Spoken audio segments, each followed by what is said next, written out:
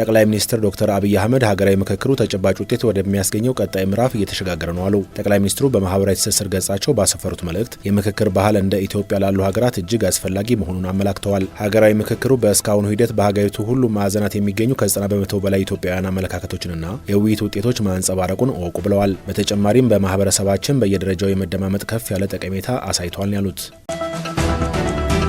በተያያዘም በ1234 ወረዳዎች ስኬታማ የአጀንዳ ማሰባሰብና ልየታ ተከናውኗል አለ የሀገራዊ ምክክር ኮሚሽን። ጠቅላይ ሚኒስትር ዶክተር አብይ አህመድ በተገኙበት የምክክር ኮሚሽኑ የእስካሁን ተግባርና ቀጣይ አቅጣጫ የሚገመግም መርሃ ግብር ተካሂዷል። አካታችና አሳታፊ የሆነ የምክክር ተሳታፊ መለየትና የኢትዮጵያን 93 በመቶ የሸፈነ በ1234 ወረዳዎች ስኬታማ የአጀንዳ ማሰባሰብና ልየታ በማድረግ ቁልፍ ስኬት አስመዝግቧል። በቀጣይም የሀገራዊ ምክክር ምዕራፍ ኮሚሽኑ የፖለቲካ ተወያዮችን ተሳትፎ ማጠናከርና የሀገራዊ ምክክር አጀንዳዎችን መቅረጽ ተግባራትን እንደሚያከናውን ጠቁሟል።